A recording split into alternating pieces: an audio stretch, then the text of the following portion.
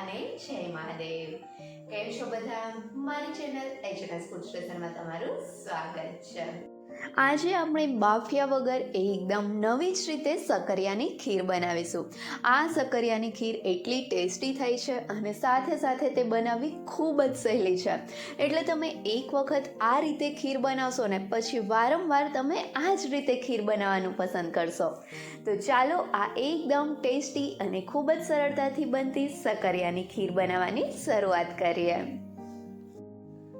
સકરિયાની ખીર બનાવવા માટે સૌથી પહેલાં ધોઈને સાફ કરીને કોરા કરેલા સકરિયા લઈ લઈશું. હવે આ સકરિયાની આપણે છાલ કાઢીશું. અહીંયા મેં આ ગુલાબી સકરિયા લીધા છે. તમે જે બજારમાં સફેદ સકરિયા મળે તેનો ઉપયોગ પણ કરી શકો છો.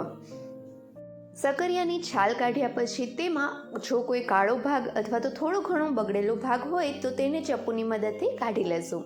અને સકરિયાની છાલ કાઢ્યા પછી તરત જ તેને ખમણી લેશું. અને જો તમારે થોડીવાર પછી ખમણવાના હોય તો સકરિયાને થોડીવાર માટે પાણીમાં રાખી દેવા, જેથી કરીને સકરિયા કાળા ના પડે. અહીંયા મેં સકરિયાને ખમણવા માટે જાડી ખમણીનો ઉપયોગ કર્યો છે, જેથી તેનું આ રીતે થોડું મોટું ખમણ થશે. અને આ રીતે સકરિયાનું મોટું ખમણ થશે ને તો જ્યારે આપણે તેની ખીર બનાવશું ત્યારે ખીરમાં તેનો બાઇટ આવશે, જેના લીધે ખીર ખાવાની મજા આવશે. પણ જો તમારી પાસે આ રીતે મોટી ખમણી ના હોય તો નાની ખમણીનો ઉપયોગ પણ કરી શકો છો. એટલે કે આપણે જે ઘરે રેગ્યુલર ખમણી વાપરીએ તે ખમણી પણ ચાલે જ. તો હવે અહીંયા જોઈ શકાય છે કે આ જ રીતે જાડી ખમણીની મદદથી મેં અહીંયા અંદાજે 300 ગ્રામ જેટલા સકરિયાને ખમણીને તૈયાર કરી લીધા છે. આ રીતે સકરિયા ખમણાઈ ગયા પછી બીજી સાઈડ એક વાસણમાં ખીર બનાવવા માટે તેમાં 2 થી 3 ટેબલસ્પૂન જેટલું ઘી લઈ ઘીને ગરમ કરીશું. ઘી બરાબર રીતે ગરમ થઈ જાય ત્યાર પછી તેમાં આપણે જે સકરિયા ખમણીને સાઈડમાં રાખ્યા હતા તે ખમણેલા સકરિયા ઉમેરી દઈશું. અને તેને ઘીમાં સરસ રીતે મિક્સ કરી લઈ સતત ચમચા વડે હલાવતા ગેસની મીડિયમ ટુ સ્લો ફ્લેમ ઉપર 5 મિનિટ માટે શેકી લેશું. આ રીતે સકરિયાને ઘીમાં શેકવાથી સકરિયા થોડા પાકી જશે અને સાથે સાથે ખીરનો ટેસ્ટ પણ ખૂબ જ મસ્ત આવશે. અહીંયા એ વાતનું ખાસ ધ્યાન રાખવું કે સકરિયાને શેકવા માટે કોઈ પણ જાડા તળિયાવાળા વાસણનો જ ઉપયોગ કરવો અને તેને શેકતી વખતે સતત ચમચા વડે હલાવતું રહેવું, જેથી કરીને સકરિયા બળે નહીં. અને સાથે સાથે જ્યારે આપણે સકરિયાને શેકશું તેમ તેનો કલર ચેન્જ થતો જશે. 4 થી 5 મિનિટ આપણે સકરિયાને શેકશું ને પછી અહીંયા તમે જોઈ શકો છો કે સકરિયાનો કેટલો કલર ચેન્જ થઈ ગયો છે. તો આ રીતે 4 થી 5 મિનિટ જેવું સકરિયાને શેક્યા પછી સકરિયા શેકાઈ ગયા છે. તો હવે તેમાં આપણે પોણા લીટર જેટલું દૂધ ઉમેરીશું. અહીંયા મેં ગરમ કરેલું ગાયનું દૂધ લીધેલું છે અને દૂધ ઉપર જે મલાઈ થઈ હોય ને તે મલાઈ પણ સાથે જ ઉમેરી દીધી છે. અહીંયા તમે ગાયની જગ્યાએ ભેંસનું દૂધ પણ લઈ શકો છો. અહીંયા મેં 300 ગ્રામ જેટલા સકરિયા લીધા છે અને તેની સાથે પોણા લીટર જેટલું દૂધ ઉમેર્યું છે. અને તેની સાથે જ તેમાં 4 થી 5 ટેબલસ્પૂન જેટલી ખાંડ ઉમેરીશું. અહીંયા ખાંડનું પ્રમાણ તમે તમારા ટેસ્ટ પ્રમાણે વધુ ઓછું લઈ શકો છો. અને હવે આ બધી જ વસ્તુને સરસથી મિક્સ કરી લઈ તેને ગરમ કરીશું. અહીંયા ખીરમાં ઉમેરેલું દૂધ ગરમ થઈને ઉકળવાનું ચાલુ થાય ત્યાં સુધી આપણે ગેસની ફ્લેમ હાઈ રાખીશું. અને એક વખત દૂધ ઉકળવાનું ચાલુ થઈ જાય ને ત્યાર પછી આપણે ગેસની ફ્લેમ મીડિયમ ટુ સ્લો કરી દઈશું. અને જ્યારે આપણી ખીર પાકતી હોય ત્યારે તેને સતત ચમચા વડે હલાવવાની જરૂર નથી. વચ્ચે તેને ચમચા વડે હલાવતું રહેવું, જેથી કરીને ખીરમાં રહેલા સકરિયા અથવા તો દૂધ તળિયે ચોટીને બળે નહીં. તો આ રીતે વચ્ચે ચમચા વડે હલાવતા ખીરને આપણે પકાવીશું ને તો સતત ચમચા વડે ખીરને હલાવવી નહીં પડે અને સાઈડમાં આપણે બીજું કામ પણ કરી શકશું.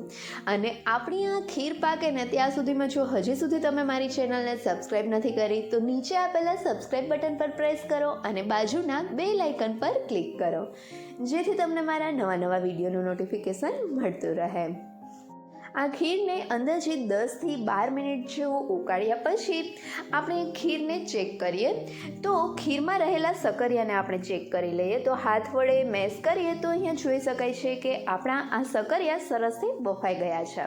તો હવે આ સમયે તેમાં થોડું કેસર અને 2 ઇલાયચીનો ભૂકો કરીને ઉમેરી દઈશું, જેથી આપણી ખીરમાં કેસર અને ઇલાયચીનો મસ્ત ટેસ્ટ આવે.